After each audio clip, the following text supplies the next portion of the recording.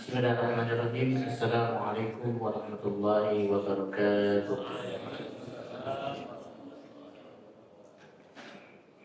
Innal hamdalillah nahmaduhu wa nasta'inuhu wa nastahdihi wa nastaghfiruhu wa natubu ilayh. Wa na'udzu billahi min shururi anfusina wa sayyiati a'malina. Man yahdihillahu fala mudilla lahu wa man yudlil fala hadiya lahu. أشهد أن لا إله إلا الله وحده لا شريك له وأشهد أن محمدا عبده ورسوله بلغ الرسالة وأدى الأمانة ونصح للأمة وجاهد في الله حق جهاده. اللهم صل وسلم وبارك على نبينا محمد وعلى آله وصحبه ومن سار على نهجه إلى يوم الدين. أما بعد. أوصيكم ونفسي بتقوى الله فقد فاز المتقون حيث كما قال تعالى في القرآن الكريم أعوذ بالله السميع العليم من الشيطان الرجيم يا أيها الذين آمنوا اتقوا الله حق تقاته ولا تموتن إلا وأنتم مسلمون وقال إنما المؤمنون إخوة فأصلحوا بين أخويكم. وقال نبينا محمد صلى الله عليه وسلم في حديثه اتق الله حيثما كنت وأتبع السيئة الحسنة تمحوها وخالق الناس بخلق حسن. وقال المسلم أخو المسلم. Ma'asyiral muslimin, Bapak dan Ibu jamaah salat subuh dan kajian Masjid Ikhlas bila Angrikin dirahmati oleh Allah Subhanahu wa taala. Alhamdulillah, marilah kita senantiasa memanjatkan rasa syukur kita kehadirat Allah atas segala limpahan nikmat yang telah Allah karuniakan kepada kita sehingga pada pagi hari ini alhamdulillah kita semua masih diberikan kemudahan, kenikmatan, kesempatan oleh Allah untuk bisa melangkahkan kaki kita menuju rumah Allah yang mulia ini dalam rangka menjalankan ibadah salat subuh secara berjamaah yang dinamakan dengan talabul ilmi.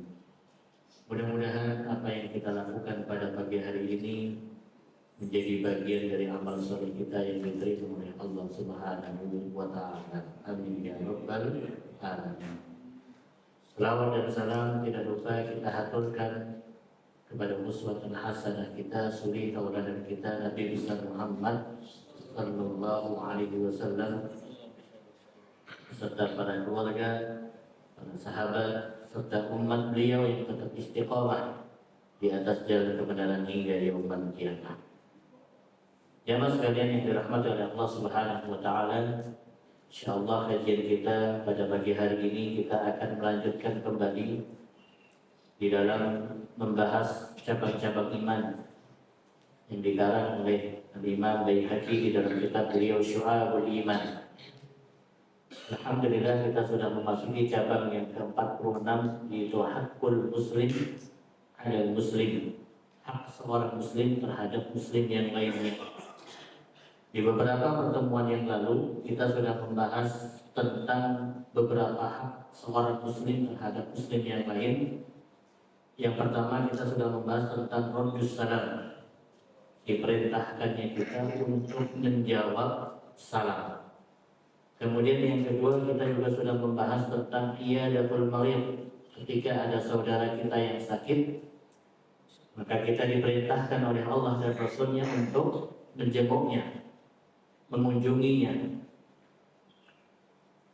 Dan hak yang ketiga yang akan kita pelajari pada pagi hari ini adalah pengarang kitab ini yaitu Al-Imam Baihaqi rahimahullah ta'ala menuliskan di dalam kitab beliau, hak berikutnya adalah as-salatu ala man mata min ahlil qiblah. Diperintahkannya kita untuk mengiringi jenazah ketika ada saudara kita sesama muslim yang sudah dipanggil oleh Allah Subhanahu wa taala, terutama ikut menyolatkan jenazahnya. Jamaah sekalian yang dirahmati oleh Allah Subhanahu wa taala, kita semua makhluk hidup akan merasakan yang namanya kematian. kullu nafsin dha'iqatul maut. Setiap jiwa akan merasakan yang namanya kematian. Tidak ada di antara kita yang bersifat abadi. Pasti kita semua akan merasakan kematian. Pasti kita semua akan meninggalkan dunia ini. Karena dunia ini bukan sifatnya abadan, selama-lamanya. Tapi dunia ini adalah dunia yang fana. Sifatnya sementara. Maka ketika ada saudara kita sesama muslim yang meninggal dunia atau dipanggil oleh Allah Subhanahu wa Ta'ala, kewajiban kita sebagai saudaranya sesama muslim adalah mengurus jenazahnya sampai masuk ke liang lahat atau sampai dikuburkan. Inilah perintah dari Allah Subhanahu wa Ta'ala dan Rasulnya Shallallahu Alaihi Wasallam. Dan ini termasuk bagian dari hak seorang muslim yang wajib dilakukan oleh saudara muslim yang lainnya. Dan alhamdulillah kita bersyukur di wilayah kita, yaitu di perumahan Villa Anggrek ini, alhamdulillah kita punya sebuah organisasi yang dinamakan Rukem. Masya Allah, alhamdulillah selama ini yang kami lihat, organisasi Rukem ini sudah berjalan dengan semestinya. Ini yang harus dipertahankan. Kenapa? Karena jangan sampai ketika ada saudara kita, ada tetangga kita yang meninggal dunia, kemudian tidak ada di antara kita yang ikut mengurus jenazah saudara kita tadi. Tidak ada di antara kita yang ikut mengurus jenazah tetangga kita tadi. Mulai dari pemandian, kemudian sampai mengkafani, sampai menyolatkan dan sampai mengantarkannya ke liang lahat. Karena itu adalah kewajiban kita sesama muslim. Ya. Para ulama sepakat bahwasanya mengurus jenazah sesama muslim dari mulai memandikan, kemudian mengkafani, kemudian menyolatkan sampai mengantarkan ke liang lahat, hukum fardu kifayah. Hukumnya adalah fardu kifayah. Apa itu fardu kifayah? Fardu kifayah itu adalah kewajiban ini terletak di pundak kita semua, saudaranya sesama muslim, apalagi kita sebagai tetangganya. Apalagi kita sebagai tetangganya. Maka kemudian ketika kewajiban ini ada sebagian dari kita yang melakukan, maka sebagian yang lainnya gugur kewajibannya. Alhamdulillah dengan adanya organisasi Rukem ini, sehingga ketika ada yang meninggal, organisasi ini berjalan. Para pengurus-pengurusnya ikut membantu di dalam mengurus jenazah ini sampai ke liang lahat. Tapi kalau tidak ada satupun di antara kita yang ikut membantu mengurus jenazah ini sampai ke liang lahat, maka apa yang terjadi? Dosanya semua akan ditanggung oleh kita. Ini yang dinamakan fardu kifayah. Maka dari itu jamaah sekalian rahmati Allah, inilah sebagai bentuk kasih sayang dan penghormatan yang dilakukan oleh seorang muslim terhadap saudaranya sesama muslim, apalagi sebagai tetangganya. Ketika meninggal dunia, dia berhak untuk diantarkan sampai ke liang lahatnya. Jamaah sekalian yang dirahmati oleh Allah Subhanahu wa Ta'ala. Maka dari itu para ulama sepakat bahwasanya ittiba'ul janaiz, mengiringi jenazah, mengurus jenazah seorang muslim itu termasuk min masyru'iyah, hal yang disyariatkan di dalam Islam. Apa itu ittiba'ul janaiz? Huwa al-musyarakah fi tashyi'iha was-salatu 'alaiha wa dafnuha. Itu al-musyarakah. Musyarakah itu artinya ikut serta. Ikut serta di dalam membantu proses mengurus jenazah tadi, sampai ikut menyolatinya, sampai ikut mengantarkannya ke liang lahat atau menguburkannya. Wa huwa min al-a'malil mustahabbah syar'an, dan ini termasuk amalan yang mulia. amalan yang sangat dianjurkan. Walaupun sudah ada organisasi rukun sekalipun, bukan berarti akhirnya kita melemparkan tanggung jawab ini hanya untuk mereka atau hanya kepada mereka. Ngapain saya capek-capek ngurusin, toh udah ada rukunnya. Saya kan bukan pengurus rukun, udah biarin rukun aja ngurus. Tidak. Dimana? Kenapa? Lianna hadhil a'mal minal a'malil mustahabbah. Karena ini termasuk amalan yang mulia, amalan yang sangat dianjurkan, amalan yang disyariatkan. Wa fadluhu 'azim, dan juga keutamaannya sangat besar.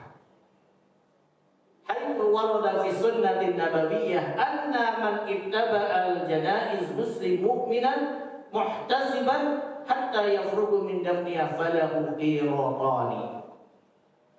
Maka terdapat di dalam sebuah hadis Rasulullah SAW, siapapun di antara kita yang ikut membantu memproses jenazah sesama muslim, dari mulai ikut membantu proses dan mulai memandikan, mengkafani, sampai ikut menyolatkan, bahkan sampai ikut mengantarkan ke liang lahat, muhtasiban, dalam keadaan ikhlas, bukan diniatkan untuk riya, bukan diniatkan untuk sum'ah, tapi benar-benar dia lakukan ya, dengan niatan ikhlas karena Allah Subhanahu wa Ta'ala.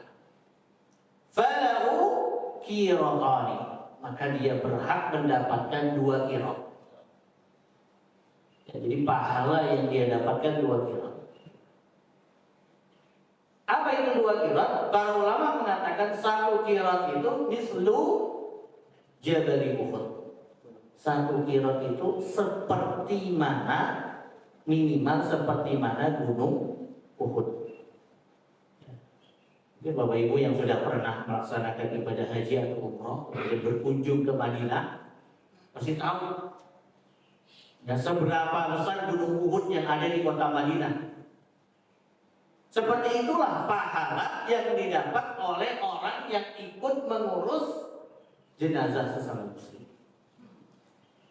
Maka Rasulullah mengatakan tidak hanya mendapatkan 1 qirat, falahu qiratani, 2 qirat. Jadi pahalanya sebesar 2 gunung Uhud. Ya, itu minimal. Bahkan bisa jadi lebih dari itu. Bisa jadi seperti gunung-gunung yang lain yang lebih besar dari gunung Uhud. Misalnya gunung Everest yang lebih tinggi misalnya. Minimal para ulama mengatakan seperti gunung Uhud pahala yang dia dapatkan. Wa yustahabbu liman yattabi'ul janazah ay yatadhakkarul maut, yang terpenting, dan dianjurkan bagi yang ikut mengantarkan jenazah, mengiringi jenazah, untuk apa?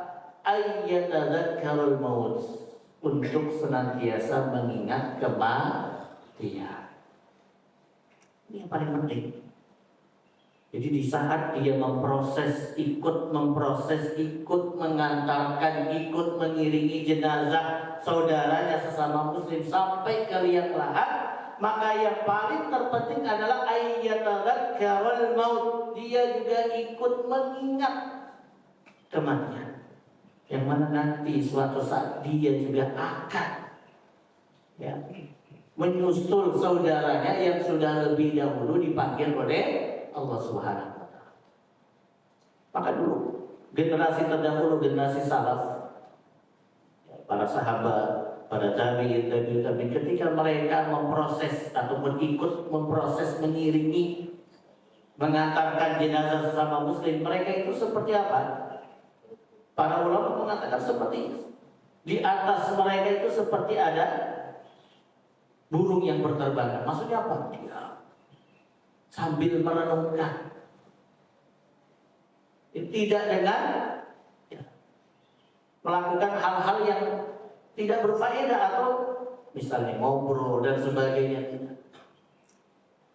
Tapi sambil merenungkan, yang mana kematian itu pasti akan dijumpai oleh kita semua umat manusia tanpa terkecuali. Kullu nafsin dha'iqatul maut. Suatu saat nanti ketika sudah tiba gilirannya, sudah tiba nomor antriannya, maka dia juga akan sama merasakan kematian seperti saudara yang saat ini yang sudah lebih dahulu dipanggil oleh Allah Subhanahu wa taala. Ayat al-qarna, mengingat kematian.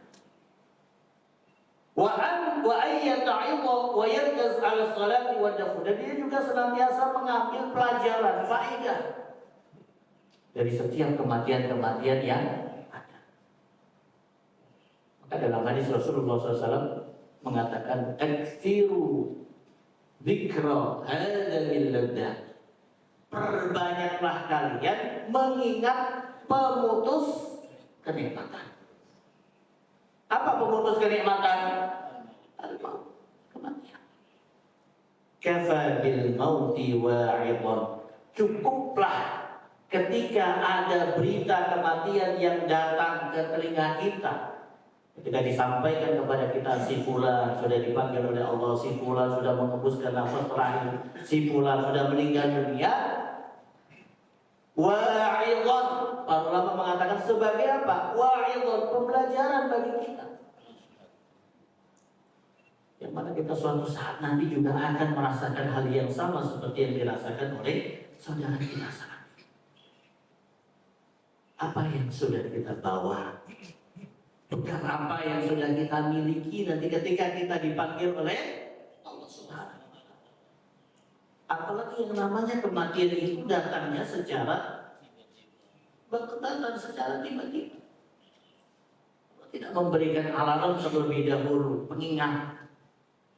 Ya muhajir, sebentar lagi gua akan meninggal dunia. Enggak. Tapi kematian itu datang kepada kita secara tiba-tiba, entah kita siap atau tidak kita siap, entah kita sudah punya bekal atau kita belum punya bekal. Ketika kematian itu sudah waktunya mendatangi kita, dia akan mendatangi kita. Maka ketika ada mendengarkan berita kematian, apa yang harus kita lakukan? Kafil mauti wa cukup, itu sebagai pembelajaran. Harus mempersiapkan diri kita, membekali diri kita agar nanti ketika sudah tiba saatnya, wiswayahi Allah panggil nyawa kita sudah dalam kondisi siap, sudah dalam kondisi siap, sudah punya bekal. Ibarat kata seperti anak-anak mau ujian, ketika sudah tibanya waktu ujian, mereka sudah siap untuk menjawab seluruh soal-soal yang diberikan. Jangan sampai ketika kematian mendatangi kita seperti mana seorang anak sekolah yang ketika sudah tiba waktu ujian dia belum bersiap, sehingga ketika dia melihat soal bingung, dia menyesal. Nggak ada satupun soal yang bisa dia jawab. Kenapa? Karena dia nggak bersiap, karena dia nggak belajar sebelumnya. Dia mengabaikan, meremehkan, menganggap sepele, gampang ujiannya, gampang. Begitulah keadaan nanti kalau kita tidak mempersiapkan diri kita, kemudian Allah memanggil kita, waliyahumillah, kita akan menyesal. Karena di yaumil qiyamah kita akan menyesal di alam barzakh kita. Kemudian apa yang kita lakukan? Kita minta kepada Allah agar Allah mengembalikan lagi kita ke dunia. Ya Allah, kembalikan lagi kami ke dunia ya Allah.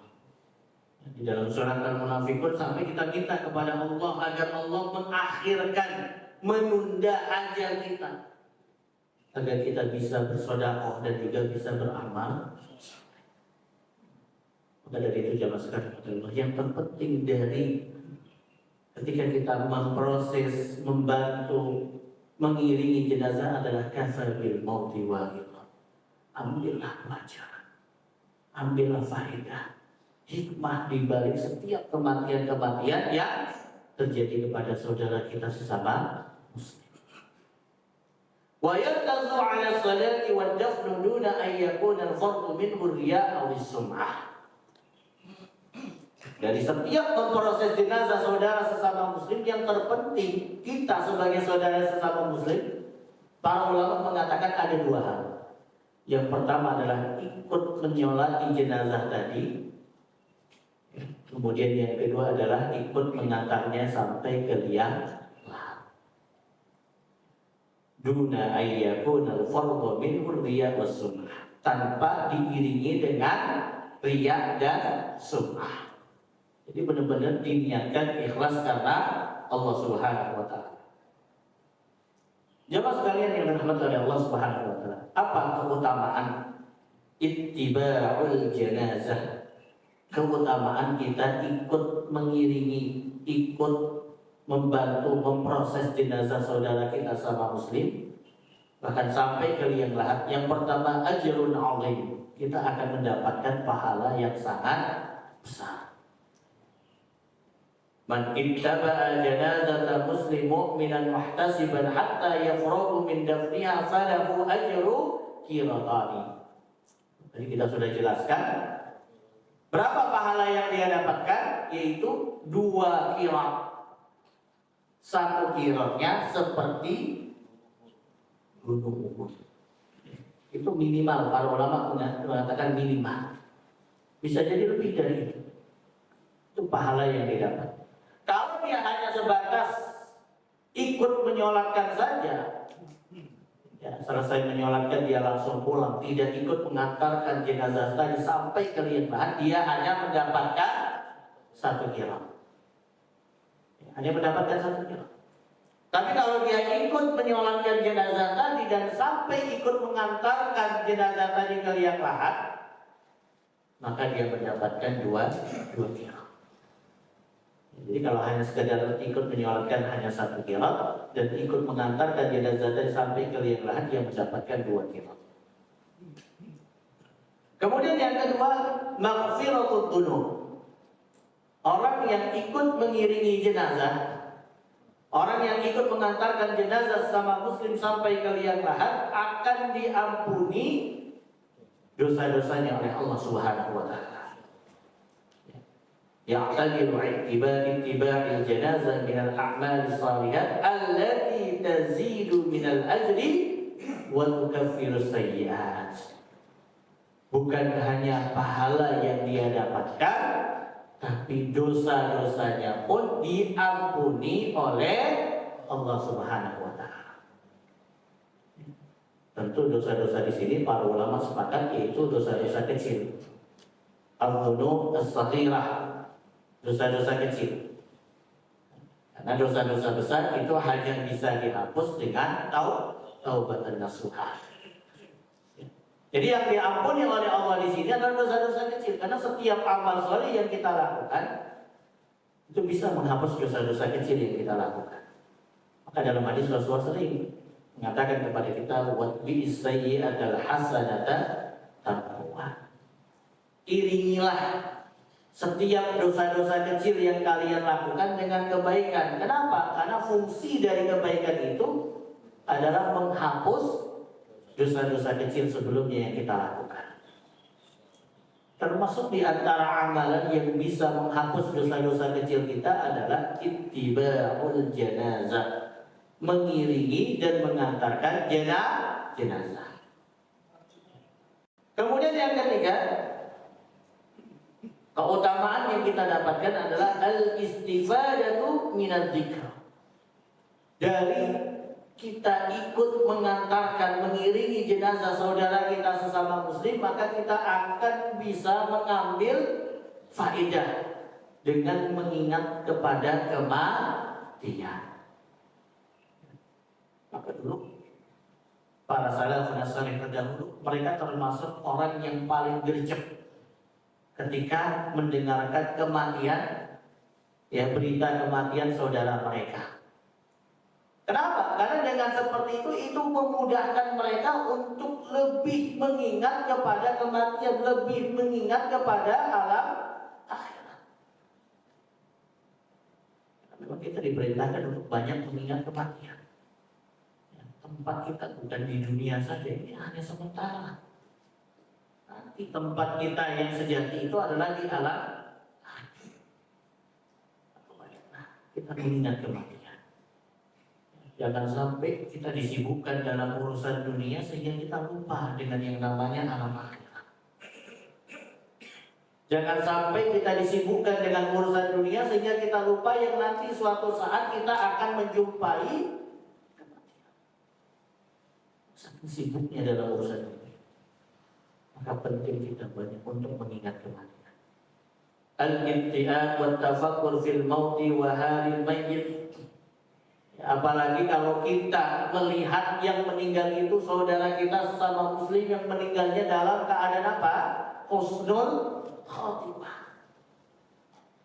Kita bisa mengambil pelajaran, kita bisa mengambil faedah keteladanan dari saudara kita yang sudah dipanggil oleh Allah. Masya Allah, dia kok bisa meninggal dalam keadaan husnul khotimah. Meninggalnya dalam keadaan senyum, wajahnya bersih, meninggalnya di waktu-waktu yang mulia seperti di hari Jumat atau di malam Jumat. Kita bisa ambil keteladanan dari situ. Memang kita manusia nggak bisa merencanakan, oh saya mau matinya di hari Jumat, oh saya mau matinya di hari Kamis, oh saya mau matinya di hari Rabu, nggak bisa. Tapi paling tidak kita bisa merencanakan agar kematian kita menjadi kematian yang husnul khotimah. Walaupun kita tidak bisa merencanakan bagaimana nanti kita meninggal lagi, kita berusaha untuk menjadikan kematian kita menjadi kematian yang husnul khotimah. Salah satunya tadi kita ambil faedah pelajaran ketika ada saudara kita yang meninggal dan memiliki tanda-tanda kematiannya sebagai kematian yang husnul khotimah, kita bisa ambil. Bisa dia meninggal dunia, tapi banyak yang ikut menyolatkan, banyak yang ikut mengantarkan jenazahnya. Ini bisa kita ambil faedah. Oh ternyata orang ini memang hubungannya ketika dulu dia hidup, hubungannya dengan sesama manusia baik. Jarang menyakiti orang lain, jarang membuat orang lain terluka dan sebagainya. Ini bisa kita ambil pelajaran. Kita bisa ambil keteladanan dari orang itu. Begitu juga sebaliknya ketika kita mendapati, mohon maaf, ada orang yang meninggal dan memiliki tanda-tanda meninggalnya dalam keadaan su'ul khotimah, pun kita bisa ambil pelajaran. Jangan sampai kita meninggalnya waliyahulillah seperti mana meninggalnya orang ini, yaitu dalam keadaan apa? Su'ul khotimah. Maka di sini faedah yang ketiga adalah al-istighfar min adz-dzikr. Banyak faedah-faedah, banyak ya pengingat-pengingat kematian yang bisa kita ambil dari adanya ya kematian yang menimpa kepada saudara kita sama muslim. Jamaah sekalian yang dirahmati Allah, ada beberapa hal yang perlu kita perhatikan di dalam mengiringi mengantarkan jenazah saudara kita sesama muslim. Yang pertama, an-niyah. Ya, pentingnya niat yang sahihah, pentingnya niat yang ikhlas. Ingat, ya, kami ingatkan secara pribadi, buat kami pribadi dan juga buat semua kita. Ya, ketika kita ikut membantu memproses jenazah saudara kita sama muslim, ingat diniatkan ikhlas lillahi ta'ala. Kenapa? Innamal a'malu binniyat wa innama likulli imri'in. Nah, karena setiap amalan itu tergantung dengan niat. Maka pentingnya kita ikhlas lillahi ta'ala. Jangan sampai diniatkan karena ria, ingin pamer dan sebagainya. Ini loh saya orangnya paling bagus, paling gercep, tidak. Tapi diniatkanlah karena Allah Subhanahu wa ta'ala. Kemudian yang kedua, ya, ketika kita ikut membantu ya, memproses jenazah kita saudara sesama muslim, yang kedua yang paling terpenting adalah ikut menyolatkannya, as-salatu 'alal mayyit. Jadi ikut menyolatkan jenazah saudara kita. Baik itu disolatkan di rumahnya atau disolatkan di masjid. Jadi para ulama mengatakan boleh menyolatkan jenazah mau di rumahnya silakan, mau di masjid juga boleh. Tapi yang paling berhak menentukan itu tentu adalah keluarga si mayit. Bahkan para ulama juga mengatakan yang paling berhak untuk menjadi imam bagi sholat jenazah itu adalah keluarga si mayit. kecuali kalau keluarga si mayit mempersilahkan kepada imam rawatib yang ada di masjid itu untuk menjadi imam sholat jenazah, maka baru diperbolehkan. Karena yang paling berat adalah waliul mayyit. Para ulama mengatakan keluarga si mayit. Kalau kita tidak dipersilahkan menjadi imam, maka jangan menjadi imam ketika sholat jenazah. Tunggu, tanya kepada keluarga, apakah ada di antara keluarga yang mau jadi imam memimpin sholat jenazah? Kalau tidak ada, silakan. Kalau ada, ya sudah, kita persilahkan mereka. Begitu juga di dalam memproses, misalnya dari mulai memandikan, mengkafani, itu yang paling berat siapa? Ahli mayyit, keluarga si mayit. Maka kita perhatikan dulu ketika Rasulullah SAW meninggal, wafat, siapa yang memandikan jenazah beliau? Sahabat Abu Bakar? Sahabat Umar? Bukan. Siapa? Sahabat Ali bin Abi Thalib radhiyallahu anhu. Kenapa sahabat Ali yang memandikan? Karena beliau masih memiliki hubungan kerabat keluarga dengan Rasulullah sallallahu alaihi wasallam. Maka para ulama mengatakan yang paling berat memandikan, mulai memandikan, mengkafani keluarganya. Ketika keluarganya tidak sanggup untuk memproses dari mulai memandikan dan mengkafani dan diserahkan kepada kita, tetangganya, kepada kita, saudaranya sama muslim, baru kemudian kita lakukan sampai menyolatkan. Dan di dalam menyolatkan jenazah muslim sebisa mungkin banyak yang ikut menyolatkan. Kenapa? Karena di dalam hadis Rasulullah SAW mengatakan, "Ma min mayyitin tusalli alaihi ummatan minal muslim yablughuna mi'ah." Kalau ada seorang muslim yang meninggal dunia kemudian yang ikut menyolatkan adalah 100 orang, 100 jamaah, kulluhum yashfa'una lahu, kemudian semuanya tadi memohon, mendoakan si mayit tadi, memohon kepada Allah untuk mendoakan si mayit tadi, illa syufi'u minhu, pasti doanya akan diijabahi oleh Allah Subhanahu wa taala. 100 orang. Tapi sulit sekarang Pak kalau mau nyari 100 orang. Apalagi mohon maaf, ya ketika meninggalnya mungkin di hari kerja, kan biasanya jarang yang bisa hadir. Ya. Kecuali kalau di hari weekend libur mungkin gampang ya, banyak. Tapi kalau di hari kerja, nah, paling yang datang pensiunan kata Pak Joko, ya kan? Maka kemudian dalam hadis yang lain Rasulullah memberikan keringanan berapa? Ya berhubuna arba'una rajulan. Ada 40 orang. Kalau 100 orang nggak bisa, 40 orang kata Rasulullah. Maka ketika 40 orang tadi arba'una rajulan la yusyrikuna billahi syai'an, mereka adalah orang-orang yang tidak menyekutukan Allah, ikut menyolatkan jenazah orang muslim tadi, illa syafa'ahum wafi, pasti doa-doa mereka 40 orang tadi akan dikabulkan oleh Allah Subhanahu wa taala. Oh, ternyata 40 orang masih terlalu banyak. Ngumpulin 40 orang juga zaman sekarang sulit. Biasanya yang ngajak Pak Joko kalau biasa ikut menyolatkan jenazah di sini, berapa Pak Joko yang hadir rata-rata? Biasanya berapa saat? 40 ada ya, alhamdulillah. Tapi kalau masih sulit juga 40, kata Rasulullah dalam hadis yang lain, "Ma min muslim yamutu fa yusalli alaihi thalathatu sufuf." Gak bisa ngumpulin 40 orang karena mungkin banyak yang berhalangan hadir. Maka kata Rasulullah paling tidak 3 shaf. 3 shaf. Illa ujibah, pasti doa-doa mereka dikabulkan oleh.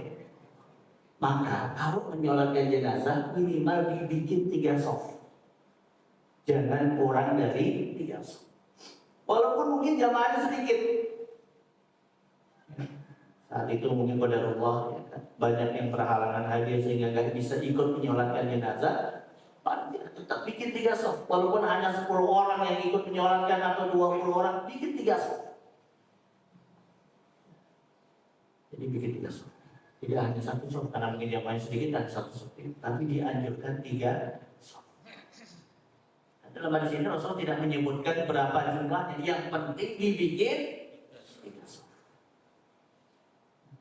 illa ujiban, pasti akan diijabahi oleh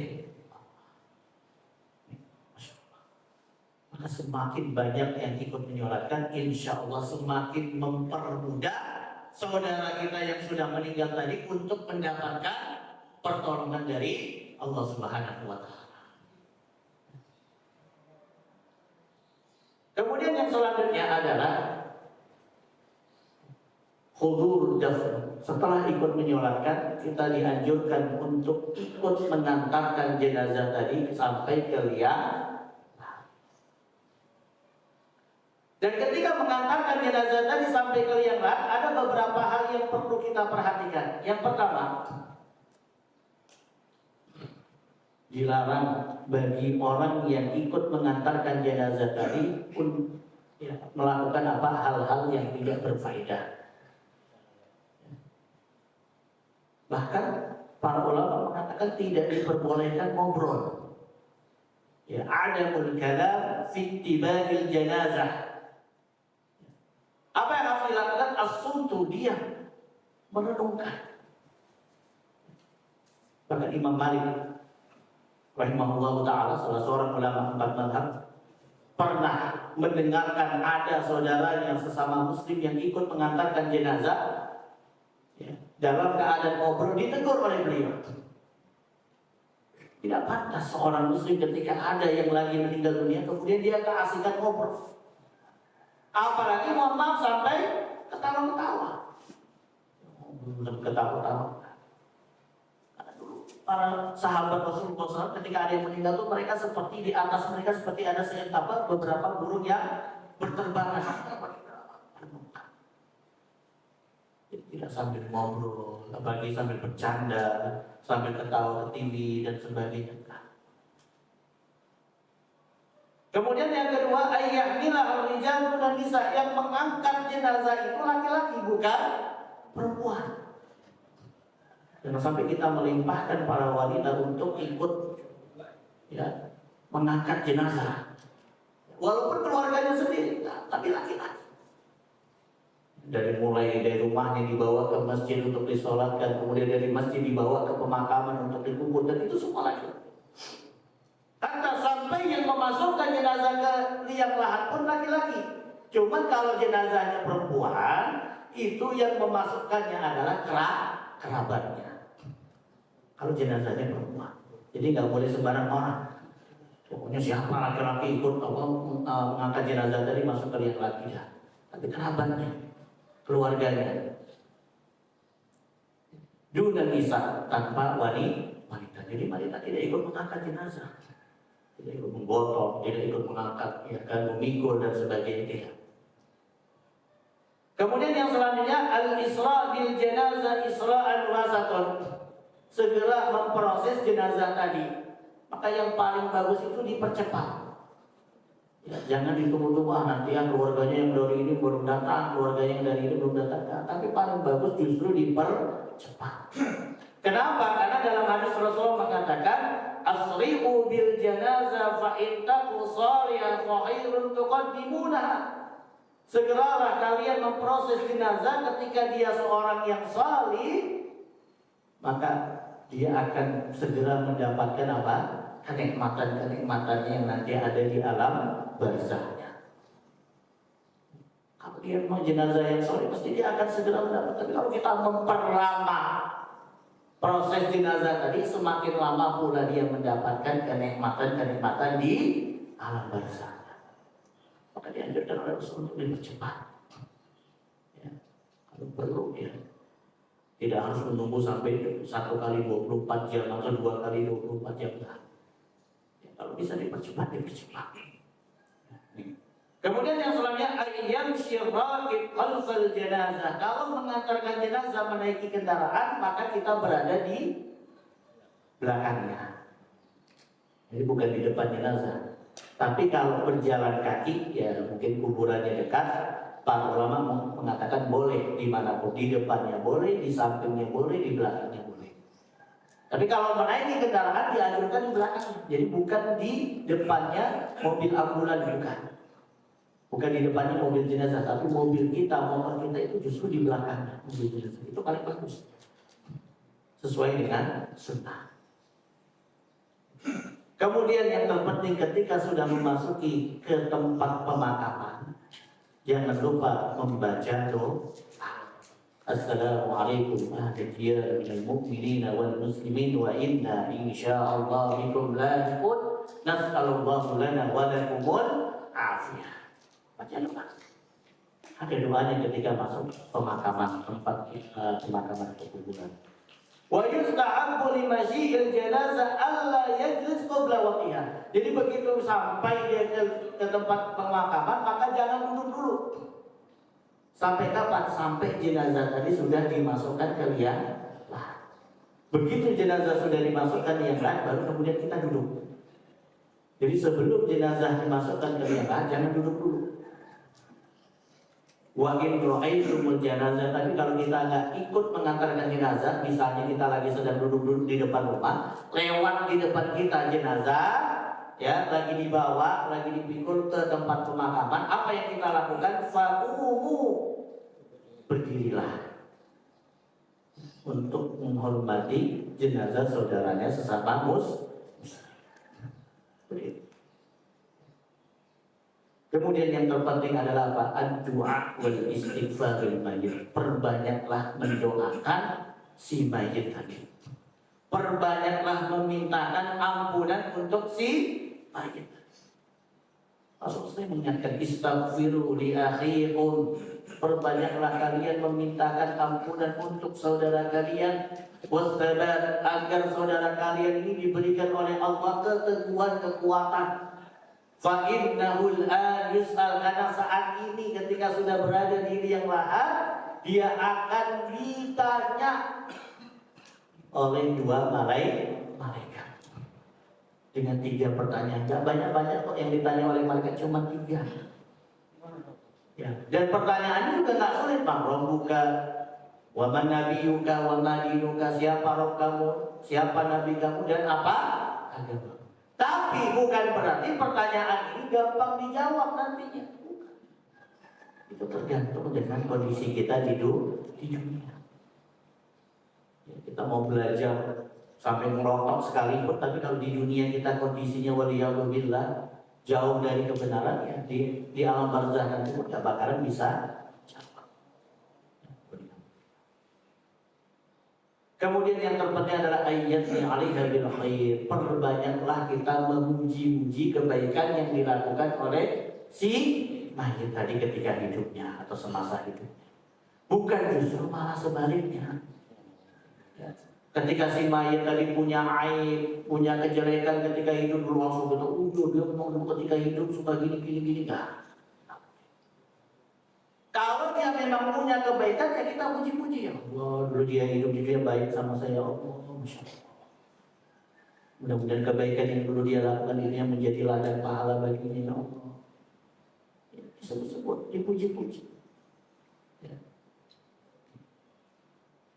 Kemudian bagi yang memasukkan jenazah ke liang lahat, disunahkan untuk membaca Bismillahi wa ala sunnati Rasulillah. Yang membaca doa Bismillahi wa ala sunnati Rasulillah.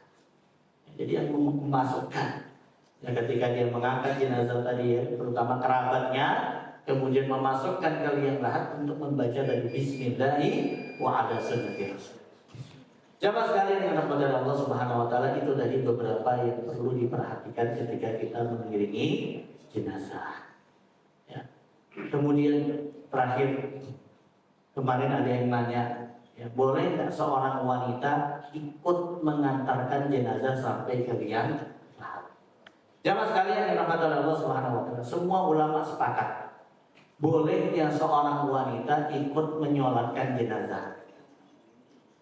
Ikut menyolatkan jenazah, semua ulama sepakat boleh. Berdasarkan apa yang dulu dilakukan oleh para sahabiah Rasulullah SAW, mereka juga ikut menyolatkan jenazah. Ya, di antaranya ada Aisyah radhiyallahu anha, kemudian Asma binti Abu Bakar dan sebagainya. Kemudian bagaimana seorang wanita tadi ikut mengantarkan sampai ke liang lahat? Disinilah terjadi ikhtilaf para ulama. Ada 3 pendapat. Yang pertama, pendapat jumhur mayoritas para ulama, ya, mazhab Syafi'i, kemudian mazhab Hanafi, ya, kemudian mazhab Maliki, mereka berpendapat, ya, hukumnya makruh. Yukrahu lil mar'ah an yattabi'al janazah. Wa hadha qawlu aktsar ahli ilmi. Hukumnya makruh. Tidak disukai seorang wanita ikut mengantarkan jenazah sampai ke liang lahat walaupun yang meninggal itu suaminya sendiri sekalipun atau kerabatnya sekalipun. Berdasarkan hadis yang dari mana? Dari Ummu Atiyah radhiyallahu anha, hadisnya sahih riwayat Imam Muslim, nuhina an ittiba'il janaiz wa lam yu'zam alaina. Kami para wanita dilarang oleh Rasulullah untuk mengiringi jenazah, mengikuti jenazah sampai ke liang lahat. Walam yu'zim alaina. Walam yu'zim alaina di sini para ulama ada yang mengatakan larangan ini sifatnya bukan haram tapi makruh. Ini pendapat yang pertama. Kemudian pendapat yang kedua, pendapatnya Imam Abu Hanifah. Beliau mengatakan hukumnya haram. Bukan makruh lagi tapi haram. Berdasarkan hadis tadi. Kemudian pendapat yang ketiga, pendapatnya para beberapa ulama seperti Ibnu Hazm dan sebagainya, mereka mengatakan boleh asal tidak memiliki mafsadah ataupun kerusakan dengan ikut sertanya wanita sampai ke pemakaman. Dari 3 pendapat ini, wallahu a'lam bishawab, ya, Ibnu Qudamah di dalam kitab beliau Al-Mughni, kemudian Ibnu Hajar di dalam kitab beliau Fathul Bari, yang kemudian Imam An-Nawawi di dalam kitab beliau Syarah Al-Muhadzab mengatakan pendapat yang rajih adalah pendapat pertama, hukumnya makruh. Ya, maka tidak dianjurkan bagi seorang wanita ikut mengiringi jenazah sampai ke liang lahat. Dengan mereka berdiam diri di rumah dengan tidak ikut mengantarkan jenazah, itu para ulama mengatakan sudah mendapatkan pahala yang sama seperti mana pahala yang didapat oleh kaum laki-laki yang ikut mengantarkan jenazah sampai ke liang lahat. Jadi wanita walaupun tidak ikut mengantarkan jenazah sampai ke liang lahat, sampai ke pemakaman, mereka ikut menyolatkan, kemudian mereka kembali ke rumah mereka, mereka sudah mendapatkan 2 qirat. Seperti mana para laki-laki yang ikut mengantarkan jenazah sampai ke liang lahat. Wallahu a'lam bishawab. Jadi seperti itu. Ya, maka kami mengimbau kepada para wanita, ya, para ibu-ibu untuk tidak ikut serta mengiringi mengantarkan jenazah sampai ke liang lahat. Cukup sampai menyolatkan saja, kemudian tidak ikut sampai ke pemakaman. Walaupun yang meninggal kerabatnya sendiri, walaupun itu suaminya sendiri, orang tuanya sendiri, anaknya sendiri sekalipun, tidak. Karena seperti inilah yang ditetapkan oleh Rasulullah SAW. Wallahu a'lam bishawab. Baik, terima kasih banyak. Jazakumullah khairan.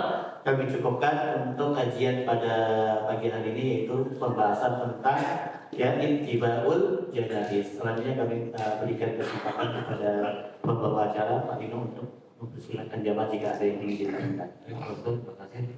Masih ada yang bertanya?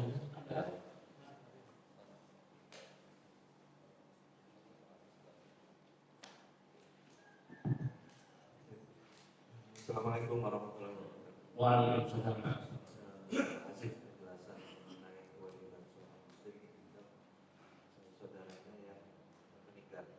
Pertanyaan saya berkaitan dengan banyak kita itu kan perantauan, sementara saudara-saudara kita itu tersebar mungkin letaknya jauh. Mana yang lebih utama kita memaksakan diri untuk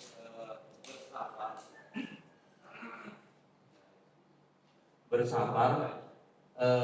Tadi salah satu yang utama kan kerabatnya untuk yang mengurus jenazahnya. Baik. Nah, sementara kita kadang-kadang butuh waktu, tidak sehari bisa sampai atau beberapa jam bisa sampai. itu butuh waktu untuk bisa datang ke rumah duka atau ikut mengurus dan lain sebagainya. Apakah kita harus menunggu seperti itu atau tetap sesuai dengan sunnahnya kita sempatkan mengurus jenazahnya? Itu yang pertama. Yang kedua, berkaitan dengan kadang-kadang kita di sini karena tadi perantauan, tempat asal kita kan jauh, mungkin di Madura atau di Kalimantan atau apa gitu, di Jawa mungkin. Nah, apakah sunnahnya atau hukumnya bagaimana kalau misalkan kita membawa jenazahnya melakukan perjalanan untuk dikebumikan di kampung halamannya? Sementara di sini juga kita sudah cukup lama tinggal di sini, padahal tersedia tempat pemakaman yang lebih dekat.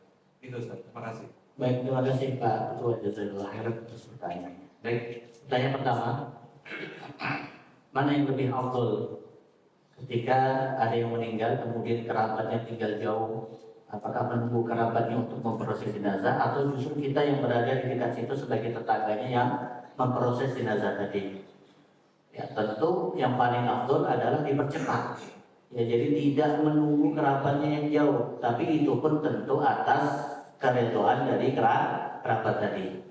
Ya, kita mohon, kita telepon kerabatnya tadi, memohon keredoannya untuk biar kita sebagai tetangga atau sebagai orang yang terdekat dengan jenazah tadi yang memproses jenazah tadi tanpa menunggu kehadiran kerabatnya. Yaitu bagian dari etika, bagian dari adab. Kita minta mohon keredoannya. Karena ini yang paling utama, al-afdal itu adalah al-isra, ya, mempercepat, jadi tidak memperlambat ya proses jenazah tadi. Kalau dulu malah kejadian dulu para salafun saleh terdahulu, apalagi zaman dulu karena sulit untuk dihubungi dan sebagainya, belum adanya alat komunikasi, ya mereka nggak menunggu gitu. Banyak kadang beberapa sahabat yang lagi safar pulang-pulang anaknya udah dikuburin, ya pulang-pulang saudaranya udah dikuburin dan sebagainya. Ya, jadi yang paling awal ya siapa? Ya tetangganya yang memproses dengan mempercepat. Tapi sekali lagi bagian dari etika, bagian dari adab, kita tetap memohon keridhaan dari kerabatnya. Kecuali kalau kerabatnya mengatakan jangan, saya nggak mau kalian yang memproses biar saya sebagai kerabatnya, sudah kita angkat tangan. Ya, kalau memang kerabatnya minta seperti itu, ya sudah kita angkat tangan. Ya, wallahu a'lam. Itu yang pertama. Kemudian yang kedua, ya tentu yang paling afdal adalah sesuai sunnah adalah dikuburkan di tempat di mana dia meninggal dunia. Jadi tidak dibawa ke kampung halamannya. Karena seperti inilah dulu generasi para salafun saleh ketika meninggal dunia. Dulu banyak para sahabat yang meninggal dunia, ya mereka dikuburkan di Madinah walaupun kampung halamannya ada yang di Mekah dan sebagainya, dan dibawa ke Mekah. Ya, maka itu yang paling afdal, kecuali misalnya ada orang yang berwasiat, nanti kalau ayah meninggal tolong dikuburkan di kampung halaman. Nah, disitulah baru kemudian para ulama ikhtilaf. Ada yang mengatakan wajib melaksanakan wasiat tadi sesuai dengan kemampuan kita, ada yang mengatakan tidak wajib. Wallahu a'lam. Tapi kalau orang tadi tidak berwasiat, ya untuk dikuburkan di mana ketika dia meninggal dunia, maka kita kuburkan di tempat di mana dia meninggal dunia dengan tidak perlu membawanya ke kampung halaman. Karena seperti inilah sunnah yang dulu dicontohkan oleh Rasulullah dan para sahabat. Wallahu a'lam. Baik, terima kasih jazakallahu khairan. Terima kasih Ustaz atas penjelasannya. Cukup ya. Oke, Ustaz.